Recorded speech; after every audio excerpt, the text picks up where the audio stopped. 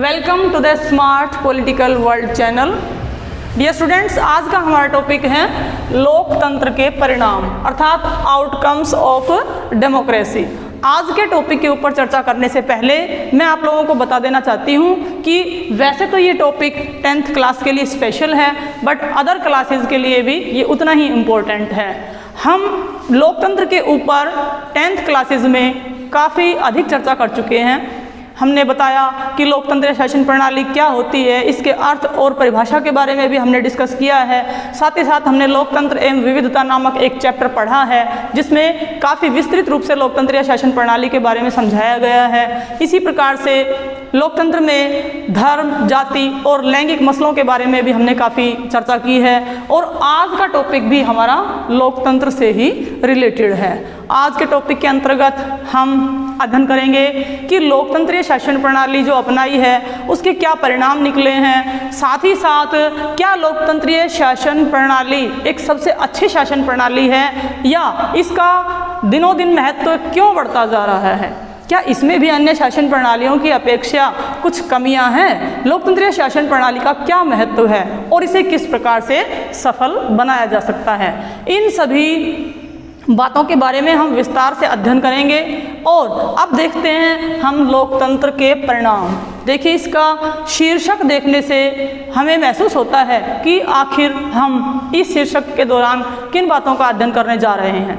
लोकतंत्र के परिणाम का अर्थ है कि हमने भारत जैसे देश में जो लोकतंत्रीय शासन प्रणाली अपनाई हुई है उसके क्या रिजल्ट्स निकले हैं, उसके क्या परिणाम निकले हैं, क्या आउटकम्स हैं उसके, हम उसी के बारे में विस्तार से चर्चा करेंगे। डियर स्टूडेंट्स, लोकतंत्र के परिणामों के बारे में यदि हम जानने का प्रयास करें तो इसके 3 मुख्य बिंदु निकल कर आते हैं। पहला है राजनीतिक परिणाम, दूसरा है आर्थिक परिणाम और तीसरा है सामाजिक परिणाम। इन 3 पॉइंट्स के अंतर्गत हम पूरे के पूरे लोकतंत्र के परिणामों को समझ सकते हैं। देखिए, सबसे पहले है राजनीतिक परिणाम। लोकतंत्रीय शासन प्रणाली के राजनीतिक परिणाम के अंतर्गत हम समझेंगे कि लोकतंत्रीय शासन प्रणाली एक जिम्मेदार, जवाबदेह एवं वैध सरकार बनाती है। जिम्मेदार शासन प्रणाली का अर्थ है कि जनता अपने वोट के माध्यम से सरकार का चुनाव करती है और यह सरकार जनता के प्रति जिम्मेदार होती है। यह अपनी जितनी भी पॉलिसीज़ बनाती है, जितने भी डिसीजंस लेती हैं, वो सब जनता को ध्यान में रखकर ही लिए जाते हैं और यह जनता के प्रति उत्तरदायी अथवा जवाबदेह होती है। जनता को पूरा अधिकार है कि वह अपने वोट के माध्यम से एक सरकार का निर्माण करे तथा यह सरकार जनता और संसद के प्रति उत्तरदायी एवं जवाबदेह होती है। साथ ही यह सरकार एक वैध सरकार होती है क्योंकि यह एक बहुमत की सरकार होती है। जिस भी पार्टी को चुनाव में बहुमत प्राप्त होता है वह अपनी सरकार बनाती है और यदि किसी भी कारण से वह सरकार अल्पमत में आ जाती है तो सरकार को जाना पड़ता है और फिर एक नई बहुमत वाली सरकार का चुनाव फिर से करना पड़ता है। इस प्रकार से यह एक जिम्मेदार, जवाबदेह एवं वैध सरकार होती है। साथ ही साथ हम देखेंगे कि राजनीतिक परिणामों में और किन किन बातों को शामिल किया जा सकता है। देखिए, इसमें एक राजनीतिक समानता पाई जाती है। राजनीतिक समानता का अर्थ है कि प्रत्येक व्यक्ति को बिना किसी भेदभाव के अर्थात जाति, धर्म, लिंग, संप्रदाय आदि के भेदभाव के बिना एक व्यक्ति को एक वोट देने का अधिकार है। वोट का जो आधार है वह संपत्ति या कोई विशेष वर्ग नहीं है, बल्कि इन चीज़ों को दरकिनार करते हुए प्रत्येक व्यक्ति को एक वोट एक निश्चित आयु प्राप्त करने के बाद देने का अधिकार होता है और प्रत्येक व्यक्ति के वोट का महत्व भी समान होता है, चाहे वह एक मजदूर का वोट हो और चाहे वह किसी उद्योगपति का वोट हो, दोनों के वोट का महत्व भी इक्वल होता है। इसी प्रकार से इसमें समान अधिकार तथा न्याय और स्वतंत्रता प्रदान की जाती है। इसमें देश के सभी नागरिकों को समान अधिकार प्रदान किए जाते हैं, चाहे वे मौलिक अधिकार हो या फिर राजनीतिक, सामाजिक या आर्थिक किसी भी प्रकार के अधिकार क्यों न हो। इसमें नागरिकों के साथ किसी भी प्रकार का भेदभाव नहीं किया जाता। साथ साथ ही यह सभी को न्याय और स्वतंत्रता भी समान रूप से प्रदान करती है। प्रत्येक व्यक्ति को न्याय पाने का अधिकार है। अगर उसको लगता है कि उसके साथ किसी भी प्रकार से अन्याय किया जा रहा है तो वह किसी भी आधार पर न्यायालय का दरवाज़ा खटखटा सकता है और न्याय की प्राप्ति कर सकता है। इसी प्रकार प्रत्येक व्यक्ति को स्वतंत्रता का अधिकार है। उसे जीवन की स्वतंत्रता, अपने विचार अभिव्यक्ति की स्वतंत्रता और सरकार की आलोचना करने की स्वतंत्रता भी प्राप्त है, जो कि अन्य प्रकार की सरकारों में नहीं होती है।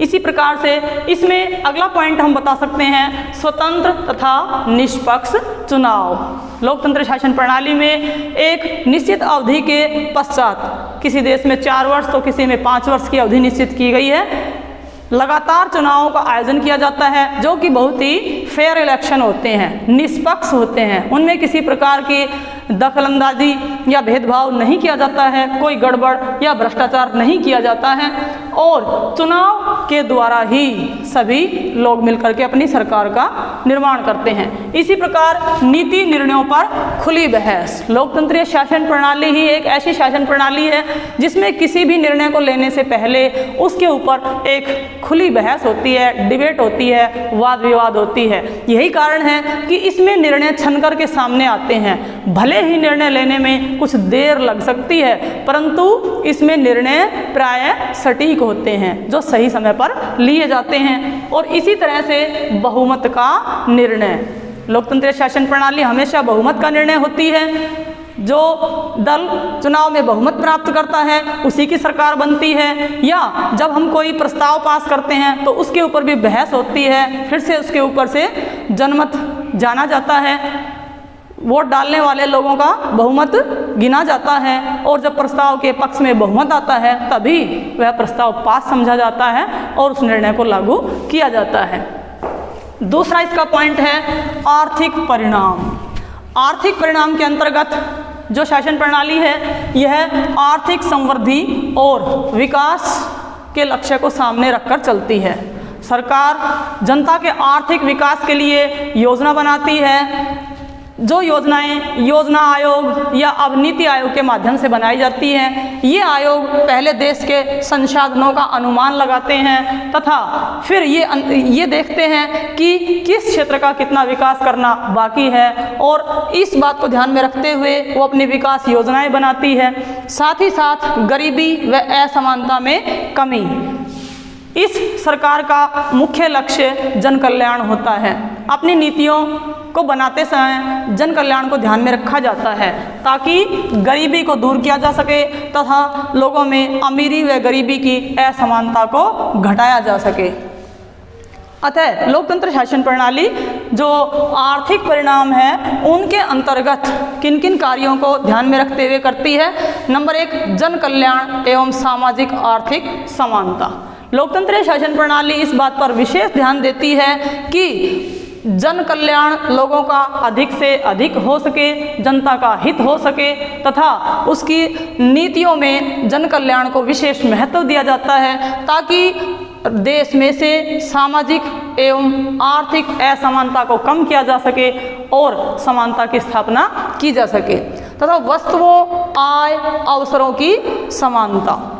यही एक ऐसी शासन प्रणाली है जिसमें वस्तुओं का वितरण तथा आय का वितरण और अवसरों के वितरण में समानता प्रदान की जाती है। वस्तुओं का वितरण बिना किसी भेदभाव के लोगों को समान रूप से कराया जाता है। इसी प्रकार से समान पद के लिए, चाहे उस पद पर कोई महिला कार्यरत है या पुरुष कार्यरत है, समान पद के लिए समान वेतन दिया जाता है। इसी प्रकार से लोगों के जीवन के विकास के लिए जो सरकार अवसर उपलब्ध करवाती है उसमें भी प्रत्येक व्यक्ति को समान अवसर दिया जाता है। ये व्यक्ति के ऊपर निर्भर करता है कि उन अवसरों से वह कितना लाभ उठा सकता है। देखिए, लोकतंत्रीय सरकार एक एक व्यक्ति को नौकरी देने का वादा तो नहीं करती है, परंतु यह व्यक्ति के जीवन में ऐसी परिस्थितियों का निर्माण करती है जिससे वह लाभ उठा करके अपने जीवन का विकास कर सकता है या फिर एक नौकरी भी प्राप्त कर सकता है।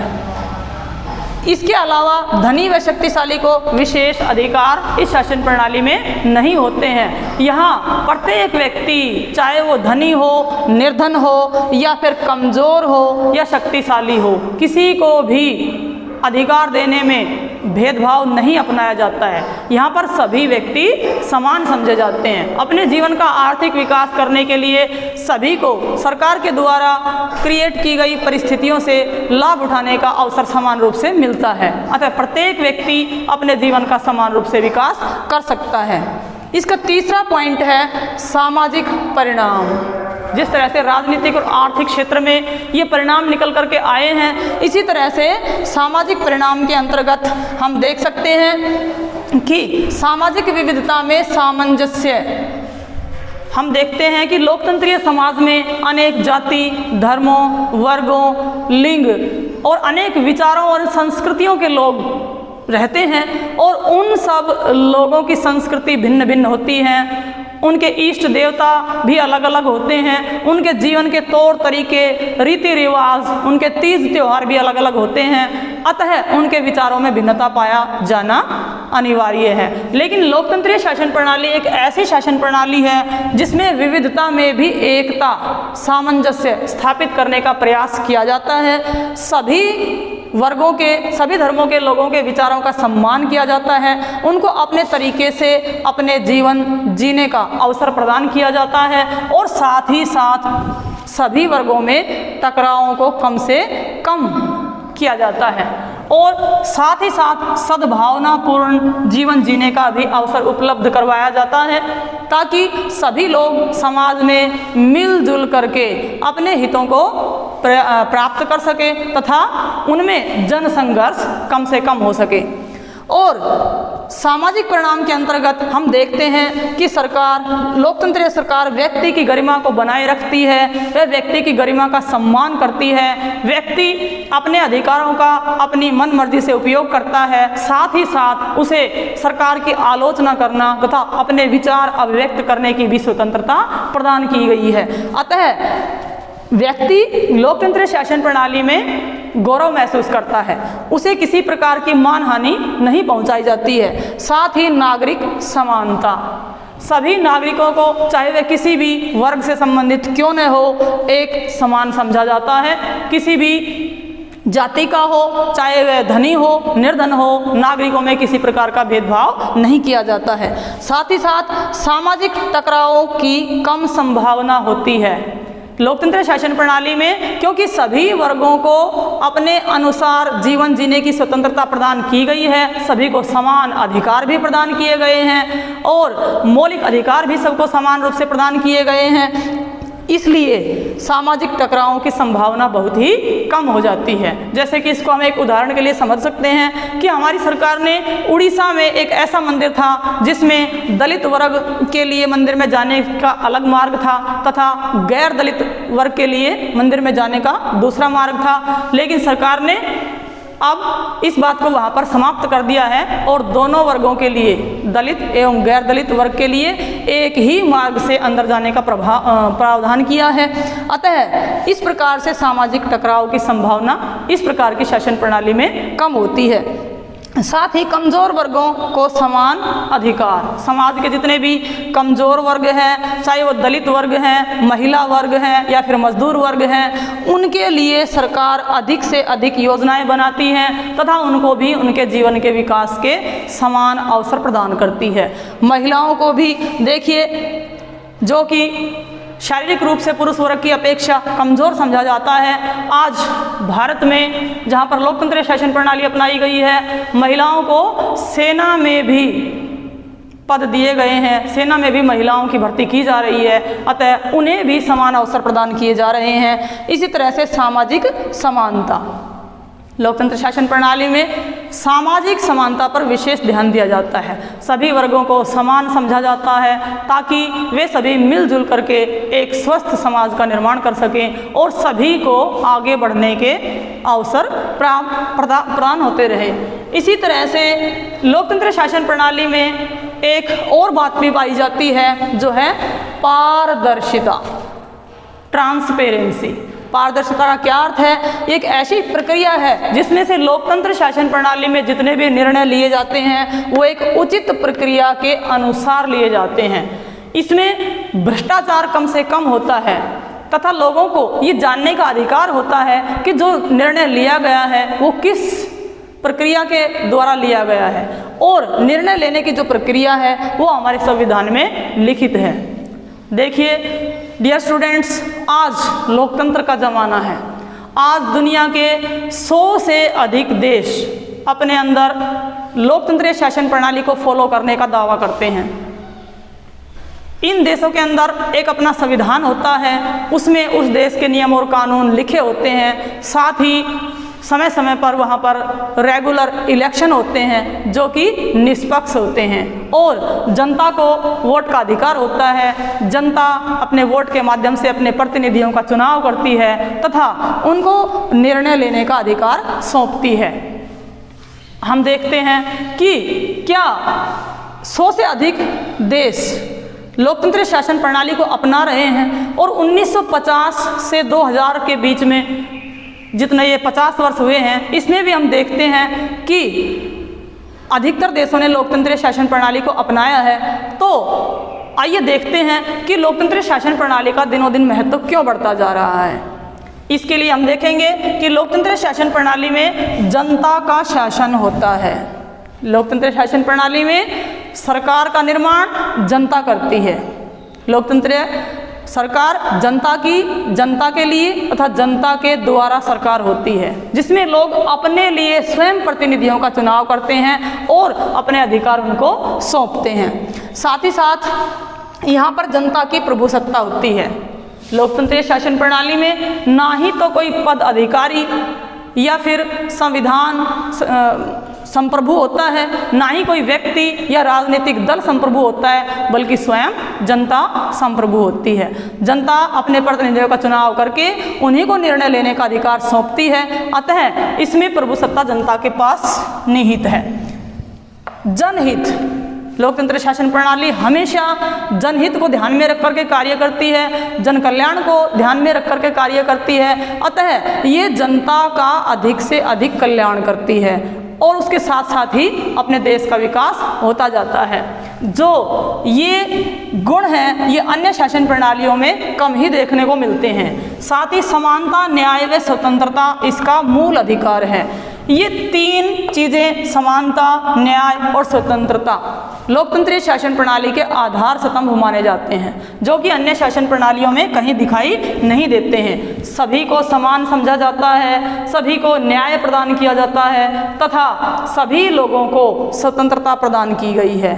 यहाँ तक कि सरकार की आलोचना करने का भी अधिकार और स्वतंत्रता इनको प्रदान की गई है। इसी तरह से सर्वसाधारण के हितों की सुरक्षा, लोकतंत्र शासन प्रणाली में जो आम जनता है, जो सर्वसाधारण है, उसके हितों की भी सुरक्षा की जाती है। प्रत्येक व्यक्ति सरकार के समक्ष अपनी बात, अपनी मांग रख सकता है और उनकी मांगों को ध्यान में रखते हुए सरकार नीतियां बनाती है। इसका अगला महत्व है लोगों के गौरव की रक्षा। लोगों को लोकतंत्र शासन प्रणाली में सम्मान प्राप्त होता है, उन्हें अपने राजनीतिक अधिकार प्राप्त होते हैं, जिससे वो अपने वोट का अपने अनुसार प्रयोग करते हैं तथा अपने लिए सही सरकार का निर्माण करते हैं। इसी तरह से निर्णय डिबेट के बाद यहाँ पर जितने भी निर्णय लिए जाते हैं वो एक लंबी बहस या वाद विवाद डिबेट के बाद लिए जाते हैं, जिससे निर्णयों में देर लगने के बाद भी निर्णय बहुत छन करके आता है, जो कि एकदम से सटीक होता है। अतः इसे अपने निर्णयों पर भी पछतावा नहीं होता है। लोकतंत्रीय शासन प्रणाली में गलतियां सुधारने का अवसर भी दिया जाता है। कोई सरकार बनती है, अगर उसे अपने निर्णय लेने में किसी प्रकार की कोई गलती होती है तो जनता ऐसी सरकार को तुरंत बदल देती है तथा फिर ऐसी पार्टी को अपने गलतियां सुधारने का एक अवसर देती है, ताकि उन गलतियों में सुधार करके वो फिर से चुनाव लड़े और फिर से सरकार बना सके। इसी तरह से संघर्ष को कम करता है।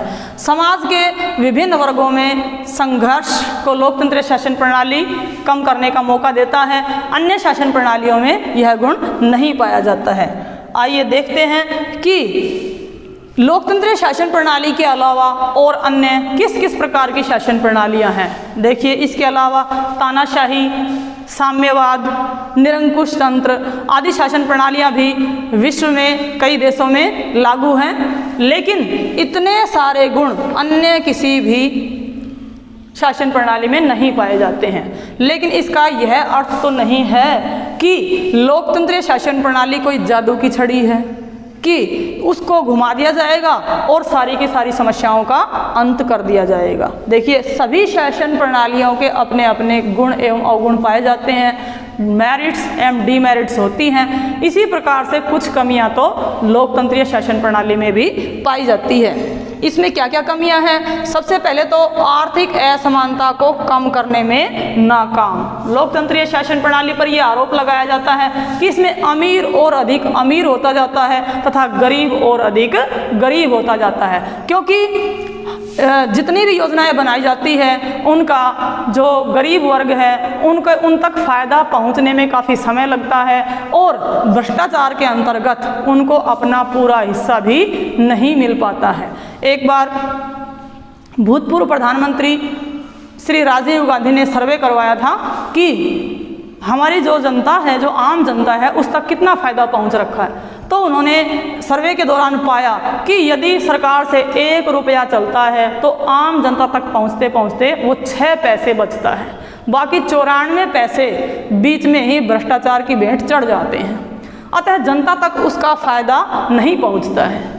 साथ ही जो पूंजीपति वर्ग होता है, जो अमीर वर्ग होता है, वह अपनी कुशलता के कारण कहिए या फिर सरकार के बहुत अधिक नज़दीक होने के कारण और सरकार को ऋण देने के कारण वो सरकार से पूरा पूरा फ़ायदा उठाता है, जिससे अमीर और अधिक अमीर हो जाता है तथा गरीब गरीब रहता है।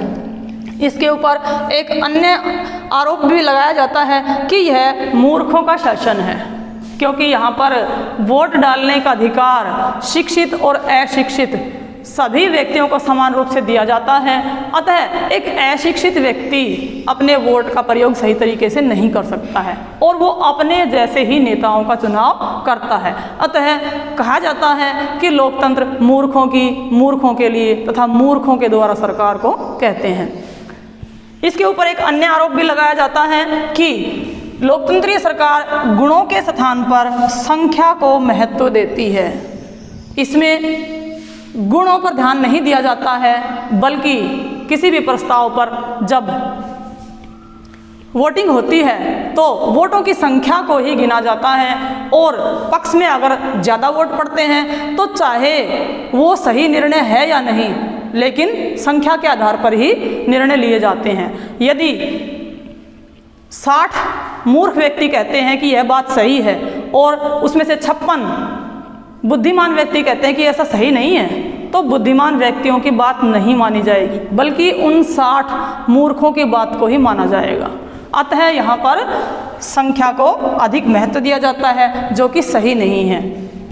बहुमत की तानाशाही, यहाँ पर हर निर्णय बहुमत से ही लिया जाता है। जब सरकार का बहुमत होता है तो कई बार सरकार अपने बहुमत की तानाशाही स्थापित करती है तथा कई बार गलत निर्णयों को भी बहुमत के दम पर लागू कर देती है। इसी तरह से यह शासन इतना अधिक उत्तरदायी नहीं है जितना कि दिखाई देता है। केवल चुनाव के समय में ही, वोट के समय में ही यह जो है अधिक उत्तरदायी दिखाई देती है, जो कि नागरिकों को पूरी छूट देती है और उसी दिन नागरिक अधिक संप्रभु होते हैं तथा नागरिक वास्तव में स्वतंत्रता महसूस करते हैं और बाकी समय में ऐसा नहीं होता है। अब इस पाठ के दौरान मैं आपको एक कहानी सुनाने जा रही हूँ, जो कि एक नन्नू नामक मज़दूर की कहानी है। ये नन्नू मज़दूर दिल्ली का रहने वाला है, जो कि मज़दूर वेलकम कॉलोनी में रहता है। इसका 2006 में राशन कार्ड गुम हो जाता है। राशन कार्ड गुम होने पर यह राशन विभाग को अपनी शिकायत दर्ज कराता है तथा एक डुप्लीकेट राशन कार्ड बनवाने की अर्जी देता है, परंतु 6 महीने तक इस मजदूर की बात पर किसी प्रकार का ध्यान नहीं दिया जाता है और ना ही इसका डुप्लीकेट राशन कार्ड बन कर आता है। फिर यह नन्नू मजदूर सूचना के अधिकार नामक बात को फॉलो करते हुए एक आवेदन पत्र देता है फूड एंड सप्लाई विभाग को कि उसका राशन कार्ड गुम हो गया है और वो चक्कर लगा रहा है राशन विभाग के, फिर भी उसका कार्ड नहीं बन रहा है, तो उसके लिए क्या समाधान है। साथ साथ अपने आवेदन में वो यह भी मांग कर रहा है कि कौन कौन से अधिकारी इस कार्य से जुड़े हुए हैं उनके नाम भी प्रकाशित किए जाए और इसके साथ ही उनके खिलाफ क्या कार्यवाही की जा सकती है, इसकी भी सूचना उसको आवेदन पत्र के माध्यम से दी जाए। इस आवेदन पत्र को देते ही 1 सप्ताह के अंदर ही फूड एंड सप्लाई विभाग का एक इंस्पेक्टर मजदूर के घर पर जाता है तथा उसको बताता है कि आपका राशन कार्ड तैयार है, आप दफ्तर जाकर के अपना राशन कार्ड ग्रहण कर सकते हैं। जब नन्नू अपना राशन कार्ड लेने के लिए जाता है तो दफ्तर में जो उच्च स्तरीय अधिकारी है वो उसका वेलकम करते हैं तथा साथ ही साथ उसे चाय की पेशकश भी करते हैं और उसका राशन कार्ड उसे प्रदान करते हैं। इससे पता चलता है कि यदि लोकतंत्रीय शासन प्रणाली के नागरिक जागरूक हैं, शिक्षित हैं, उन्हें अपने काम करवाने का तरीका पता है, तो उनके कार्यों को कोई भी नहीं रोक सकता है। इसी प्रकार से जो अधिकारी वर्ग हैं उनको भी जब पता चल जाता है कि अब हमारे देश के नागरिक बहुत अधिक जागरूक हो गए हैं, तो वो उनका कार्य समय पर ही करते हैं। तो लोकतंत्रीय शासन प्रणाली में हमने कुछ कमियों का अध्ययन किया, लेकिन हम देखते हैं कि अन्य शासन प्रणालियों से तो ये कहीं बेहतर है। इसको और अधिक बेहतर बनाने के लिए क्या उपाय किए जा सकते हैं, कौन कौन सी ऐसी शर्तें हैं जिससे लोकतंत्र शासन प्रणाली और अधिक सफलता से कार्य कर सकें। तो इसके लिए ज़रूरी है कि जागरूक नागरिक, जैसा कि हमने आपको अभी नन्नू मजदूर की कहानी सुनाई, यदि देश के नागरिक जितने अधिक जागरूक होंगे उतनी ही लोकतंत्रीय शासन प्रणाली अधिक सफलतापूर्वक कार्य करेगी। साथ ही साथ शिक्षित नागरिक को अपने बुनियादी अधिकारों के बारे में, अन्य अधिकारों के बारे में तथा अपनी विकास योजनाओं के बारे में और कार्य करने के तौर तरीकों के बारे में पूरी जानकारी होनी चाहिए। शिक्षित नागरिक होगा तो जो लोकतंत्रीय शासन प्रणाली है वह पूरी तरह से सफल मानी जाएगी। एक अन्य आवश्यकता है सामाजिक समानता। यदि समाज में सभी वर्ग समान होंगे तो लोकतंत्र में किसी प्रकार की समस्या भी पैदा नहीं होगी। तो सभी समाज के वर्ग अपना विकास अच्छी प्रकार से कर सकेंगे तथा सभी अपनी सुविधाओं का फायदा उठा सकेंगे। और एक इसका जो चौथा आधार स्तंभ है वो है स्वतंत्र प्रेस।